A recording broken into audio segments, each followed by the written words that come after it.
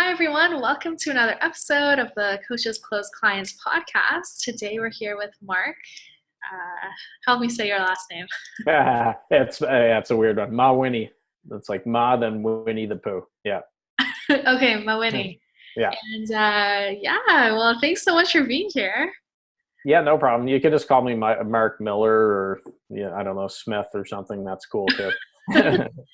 Awesome. Yeah, so why don't you introduce yourself a bit?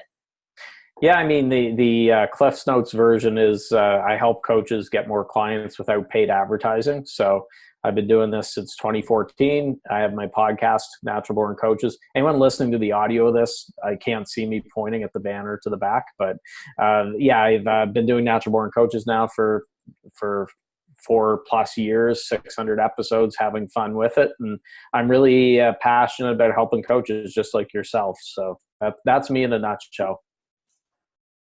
Awesome. So tell us a bit more about like your origin story and how you started off in this space. The origin story. My parents were killed in an alley, and then I decided to fight crime. You've been by soccer. Yeah, that's right. Yeah, my uncle died. Before he died, he told me, with great power comes great responsibility. No, my background actually is in real estate. So right out of university when I was 21, I started in real estate, and I did that for a decade. And the plan was to be doing that all my life. And things went really well for a decade. I built that business up to 100 agents and employees, and I had 2 offices, and everything was going great until 2009 hit and everything collapsed. And I lost it all and went through a period of, I say in the wilderness, not literally stumbling around the woods, but figuratively speaking, I was in the wilderness, and I was helped back to my feet by several coaches and mentors. And that's how I got into coaching. I didn't know anything about coaching before that happened. I knew roughly what coaching was, but never looked into it much until I experienced it firsthand, and then later started coaching business, and here we are today. Awesome. So what kind of coaching did you start off doing? Well, when I started off, I was the most broad-based, general, no niche whatsoever. And it was, I basically started, so I want to be a coach for entrepreneurs because I love entrepreneurship. And I think entrepreneurs don't get the credit that they deserve, especially after what I went through with business closure and getting back on my feet and stuff like that. I really want to help entrepreneurs. But what had happened was in that first year, I was working with several clients. Some were more traditional businesses and others were coaches. And when I compared the two of them, not to knock the bricks and mortar type entrepreneurs and clients, but I preferred working with the coaches. I had 2 clients who were coaches, and I really, really enjoyed those calls. I enjoyed everything about it, the whole helping them with the marketing and with their mindset and with their offers and everything else. And I didn't enjoy working with Joe from Joe's Widgets as much. So I said, you know what, I'm going to plant my flag in the ground and focus solely on coaches. That's what I enjoy doing. And even to this day, anyone who approaches me who has a more traditional business or bricks and mortar, I refer them off to a business coach that I know, because I've gotten to know lots of business coaches here over the years. So there's an important lesson for people. I see a lot of coaches not just starting as, quote, business coach, but you see life coaches, health coaches, or whatever. It's really hard if you're that spread out, that wide, trying to work with everybody. Narrow it down and you'll have probably a lot better luck. Mm-hmm. Awesome. Yeah. And I think in our last episode, we just focused solely on niche too. So do you want to start giving us some advice as well on like how you kind of narrowed it down and what your tips are when you see coaches struggling with that and choosing a niche? Yeah, well, a lot of coaches are afraid of leaving money on the table. So most people in my situation say, well, hey, you're getting calls from business owners and other businesses. Why not still work with them? But I think this way I can keep my message aimed towards coaches, and I can talk their language. I know what their challenges and struggles are and stuff, and I'm not all over the place. So I'm not saying you can't make it if you identify as just a business coach or something that's very broad, but it is easier if you narrow it down. Mm. Okay. In your experience working with coaches, what have you found to be the biggest challenge they're dealing with, especially when it comes to things like sales? Coaches, well, the first problem, which you know all about this just with what you do for people, but I think it's those leads, qualified leads, and without those warm leads coming in, it's hard to have business. So I find a lot of coaches think, oh, I'll slap up a website and then everyone will come rushing in. and it doesn't work like that. So the way that I built my business up was organically, not with Facebook ads or anything else. Because when I was starting my coaching business, it wasn't like in real estate when I had a bunch of money to throw towards ads and all this marketing and stuff. I was starting on a shoestring budget. And I thought at the time that was a bad thing. I was like, oh, geez, I wish I had the money from the real estate time. But then it ended up being a good thing because it forced me to refine my message and to get it out there consistently to make up for not paying for ads. So it ended up being a good thing now, looking back with hindsight. But that's the big thing is getting those good leads coming in, people who know, like, and trust you. And I find that a lot of coaches aren't getting out there nearly enough, and not enough people know who they are and what they do. So tell us a bit about that. What do you find to be the best, like, organic kind of marketing methods that coaches can use right now? Well, there's tons of them, and that's a challenge too, because with bright, shiny objects, you want to do all of them. So with my business, and I do three things I really focus on, and if I do those three things, I know I'm good. Now, other coaches, three things could be different, but my three are: one is podcasting, so that's my show, and also going out on shows like this. That's very important. So this year I'll be going on about 100. Right now it's on pace to do more.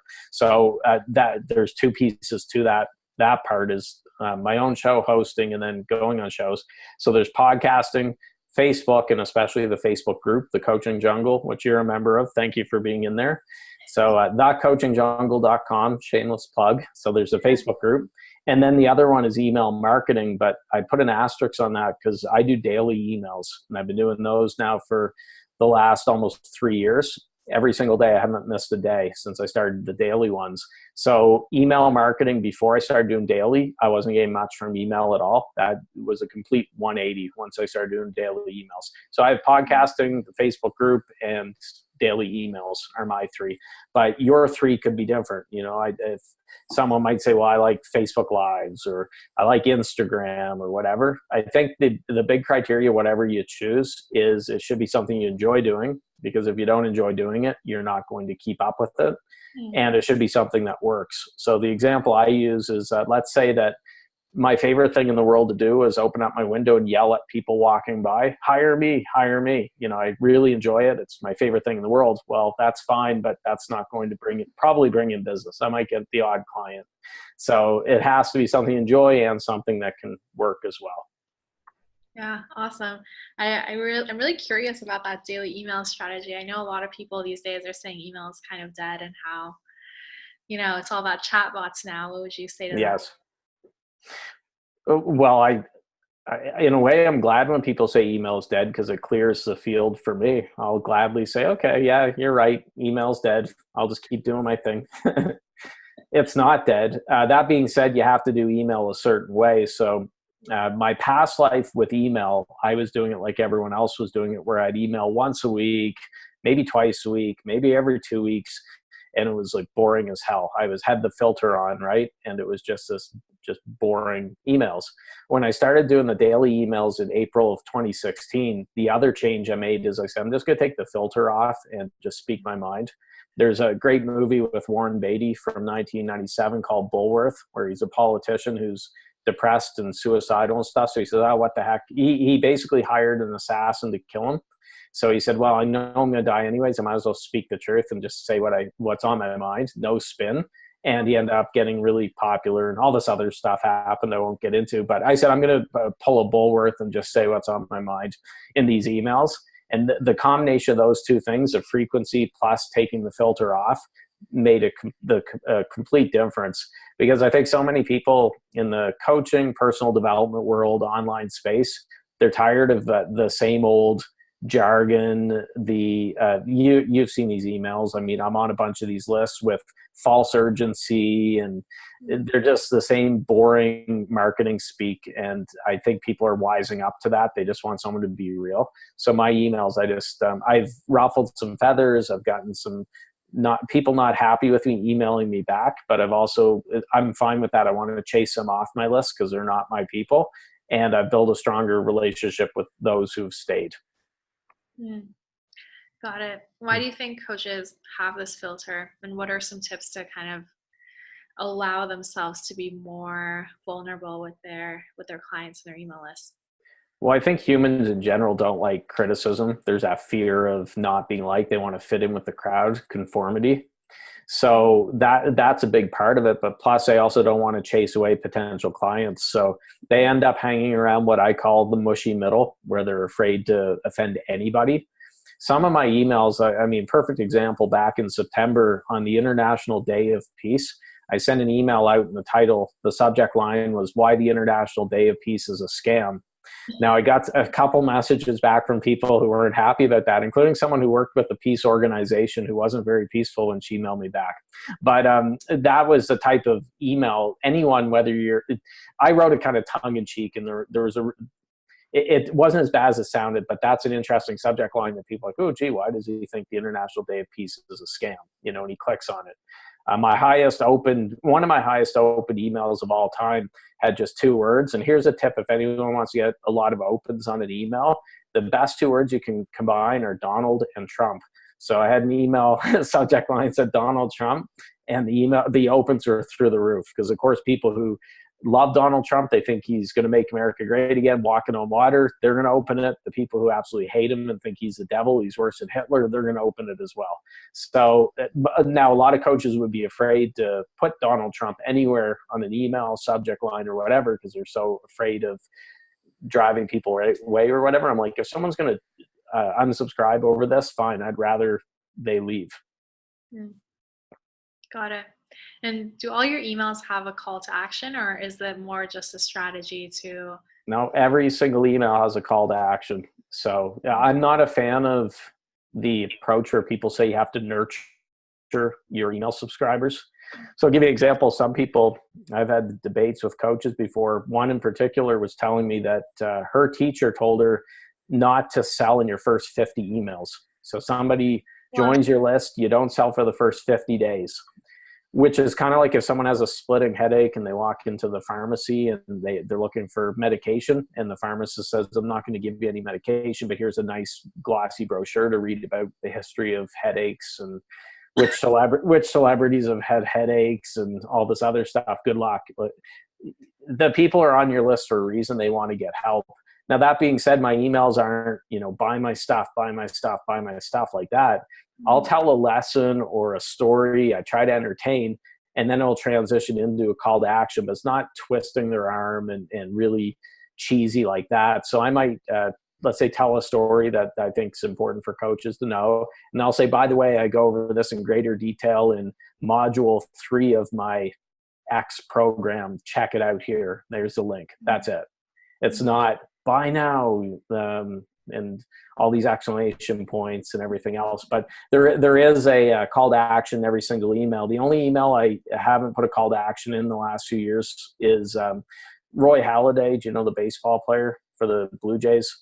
Oh, geez. And you're living in Toronto. You're going to lose your Toronto. If they have any citizenship cards in Toronto, you're going to lose it. Roy Halladay was a big Blue Jays pitcher, and he was one of my heroes.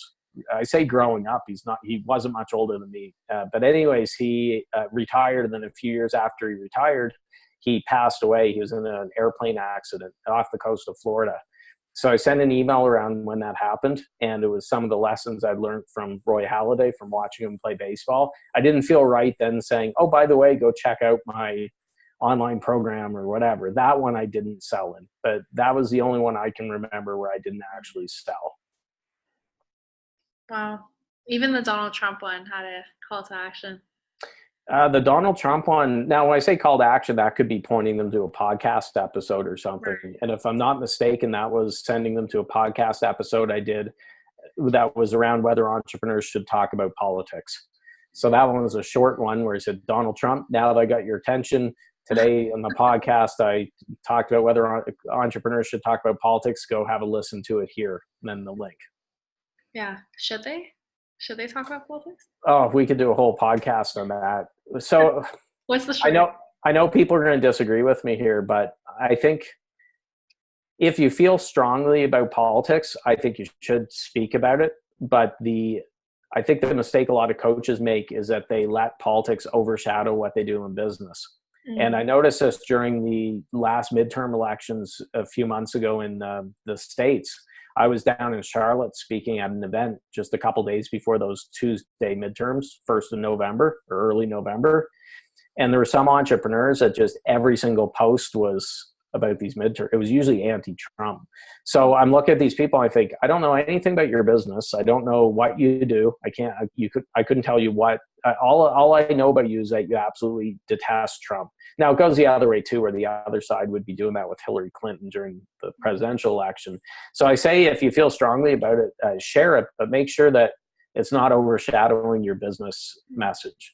So for me, I'll post maybe once, twice a month about politics, but it's very rare. It's less than 1% of what I talk about if you look at how many posts that I do and stuff. But people want to do business with real people. The way I look at it, if somebody looks at it and says, oh, gee, Marc said this or whatever, and I'm not going to work with them on that. I don't want to work with someone intolerant like that if they can't deal with different beliefs than mine. So don't get me started about Justin Trudeau. You don't want to go down that path here. All right. Sounds good. So it sounds like the common kind of theme and thread throughout this is to be more real. And in doing so, you'll polarize some people, but you'll also attract more of the people that are your ideal clients anyway. Yeah, you'll draw them. So with polarization, it's kind of like Howard Stern, for example. Howard Stern, one of the biggest guys ever in radio, or probably the biggest, has his fans and his detractors, but it's very rare that there's anyone who knows him who's in the middle. Same thing with Donald Trump. I've never met anyone, if I said, what do you think of Donald Trump, that's been like, well, I'm still feeling him out. I'm not sure. He might be okay. I don't know. I'm going to wait and see. It's either one side or the other, right? There's no middle ground. But the nice thing when you polarize, when people do attack you, you get the critics, the trolls, the haters coming at you, your fans will defend you. And that's an interesting thing as well. But I will say with online nowadays that people are way too well, they want to be offended. I think a lot of people are disappointed when there's nothing to be offended about. And I've said some things, posted some things that are not controversial at all that people have gotten offended about. And I'm like, come on, give me a break. You're a coach and you're offended about this. You better get some thicker skin because you're having a tough time out in the real world. So I find it's too politically correct, way too politically correct. But anyways, that's a whole other podcast. Yeah. So bringing it back to sales, it's 2019 now, and I don't know, some things are changing, some things aren't changing. So what's kind of your sales strategies for 2019 that you think are going to be big for coaches? Well, one thing I've found in 2019 compared to 2014 when I started is it's much noisier. So I thought it was noisy in early 2014 when I started coaching online. Now it's 10 times like that. So what you have to do is to get your message to cut through the noise, you have to put it out there consistently and you can't hold back. So to go back to daily emails, which we were chatting about, a lot of people, I can't quite get them over to buy into daily emails. So coaches are like, no, I don't want to do daily. Maybe I'll do 3 times a week. Well, that's better than doing 9 or once a week, but it's not daily. But they're pulling back. And I said, you can't, it's like driving a car with 1 foot on the gas, 1 on the brake. You can't worry about that. So anything that I do with the content, once I choose on that platform, I'm all in. I'm pushing with daily emails. Like I said, 600 episodes of the podcast. I'm just making sure I'm not pulling back. And I think the mistake in 2019 is going to be the coaches who think, well, I'll just dabble a little bit. I'll do a little bit of this, a little bit of that, a little bit of this. They got 20 different things they're doing. Jim Collins, who wrote Good to Great, said if you have more than 3 priorities, you don't have any. And I believe in that. So I think that's a big thing in 2019 is that you have to get your message out there. You're going to have to do it a lot more than you think to be able to cut through the noise. Okay. And is your strategy just more so organic, or are you thinking of investing money into Facebook ads and things like that? I've done some with Facebook ads. I say I've dipped my toe in the water. So my business, I grew it organically, and that's what I teach. Now in 2019, I'm getting more into, I've got a guy with Facebook Messenger bots. We're doing some things there. And I will be doing some ads, but I can't see myself ever going fully the ad route because I think organic is something that's, it's a really good way to do it. If you enjoy whatever way you're getting your message out there, if it's writing, video, or whatever. So I think it's good to try different things, see what works, but I'm not going to be one of these ones that suddenly says, I just want to set up a magic funnel to make 7 figures in the next week, working a minute a day, and then I'm going to go off to my hot tub or my private island or whatever. Yeah. I'm shocked how many coaches still fall for that when they see the magic 7-figure funnel and they think, oh, okay, I'll just throw tens of thousands of dollars at this funnel and then that's it. And unfortunately, it doesn't usually work out. Right. So are you saying to like stay away from funnels, or just that, you can't expect it to? Well, I think even whether you like the word funnel or not, a lot of people hate the word funnel because it's thrown around so much. Mm. Everybody's using a funnel that's doing something in business. But when I say magic 7-figure funnel is these ones that say, buy my funnel, and you're not just set it up and then it's on autopilot, set it and forget it. You're going to be making 7 figures every month, no problem. So my funnel or my offers, I could fit on a little yellow sticky note. Technically, there is a funnel. Most people come to know me through the podcast. They get into the Facebook group. They get to know, like, and trust me, and then they work their way, into hiring me or buying some of my programs. But so I do use a funnel. I don't want to say that I don't use a funnel. It's just I'm not into the magic funnel that doesn't require any work, because I don't think that's realistic. Okay. Yeah. Let's talk about Facebook groups a bit. So you have a pretty big one comparatively to most coaches. So tell us a bit about, like when you started it and kind of, how long it takes to get momentum in a Facebook group and kind of like your strategies around that. Sure. So the Facebook group I started late 2015, and as of today, it's roughly 16,000 and a little under 16,000 at the moment. Not saying that you need tens of thousands of people in your Facebook group, because I know some coaches that have a couple hundred that are monetizing it. So it's not all just the size. I think it's the quality of the relationship as well. Mm-hmm. But the group, when I started the Coaching Jungle, I started it because I had a previous Facebook group for past guests of my podcast. And what was happening was I was getting all these requests for people to join it, not noticing that it was called Natural Born Coaches Past Guest. But they didn't notice the past guest part. So I got tired. I had a copied and paste thing from a Word doc where it'd just be like, it'd be like, hey, Nika, thanks for requesting to join the Facebook group. However, it's only for past guests of the podcast. All the best. And after this happened enough, I thought, maybe I should have a group for all coaches since I'm getting so many requests here. And that's where I started the Coaching Jungle. Coaching Jungle's for, I say all coaches or people interested in coaching, thinking about becoming a coach. They don't have to actually be coaching right now. And I just opened it up and stayed consistent. I had a good start with the first couple hundred joined right away just from my network. I grew to probably 500 pretty quickly, but the tipping point was really once it got to 1,000 and above, that's when it really took on a life of its own. And now I have VAs that handle the admin and the moderation and stuff like that.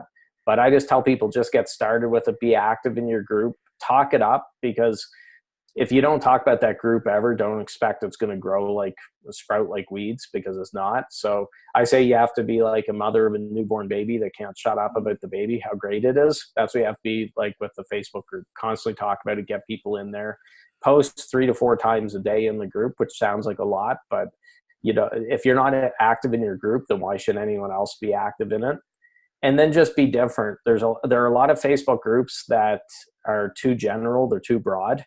And they have good motives behind them. I see motivational groups or personal development groups, but that is just still too broad. It's very clear with the Coaching Jungle. I'm not going to get accountants saying, oh, I think I want to join the Coaching Jungle. It's for coaches, obviously, with it. And have some fun with it. Anyone that goes into my group can tell that, oh, it's different. Right away they see a banner with me swinging on a Tarzan vine or whatever through the jungle. And we've got that theme for the theme days and stuff. So do some different things and you'll stand out from all the other groups. Yeah, I was going to ask, like, how do you actually make it a valuable place for people to keep coming back to? Like, are you giving free content? Like, what's kind of your strategy? Yeah, I mean, I'm active in there. Like I said, I'm posting a couple times a day. You have to know where to draw the free and paid line. So we give a lot of value in there. Not just myself, the other members are contributing and they're sharing great stuff. With me personally, the stuff I put in there, my goal is to give value. So if someone never hires me, never buys one of my programs, they're still going to get value from it. But I also know where I have to draw the free paid line. So it gets to a certain point where people have to open up their wallets and invest to get more of my help. And I find the mistake a lot of coaches make is they just give everything away free, and they hope that it comes back to them. And in theory, it sounds good, but that you could go too far that way. On the flip side, there's coaches who are so afraid of putting any content out there because they're like, I don't want to share this publicly because this is good stuff. People should have to pay for this. And that's not good either. So you have to find a nice balance where you're giving good, valuable content, but you also, for them to take a step further, they're going to have to invest. Awesome. Yeah, it's kind of like in the sports world. This has happened in all different sports. The Chicago Blackhawks, for example, for years with their hockey team, they had blackouts for local games where they wouldn't air many of their local games on the TV stations because they're afraid if people caught the Blackhawks games in Chicago in their homes, they wouldn't pay for tickets to go to the arena.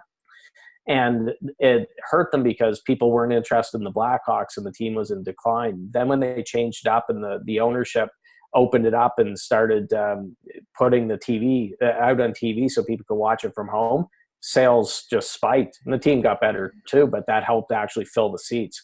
Same thing happened with the Atlanta Braves, I believe, were in baseball. Same thing. So how can that relate to coaching? If you hold all of your best stuff and you're afraid to put anything out there, people aren't going to get to see you as an expert. They're not going to get to know, like, trust you. So you have to put some of your good stuff out there to, I guess, bring their butts into the seats, so to speak, if it was a sports team. Okay. Awesome. Awesome note to end off on. If you could leave us with like one big sales tip going into this year to make it an awesome one, what would you say? Big sales tip. Well, here's one which I think would help a lot of people is if you go into your sales calls with an attitude of detachment, so you're not clinging onto that prospect like you have to close them.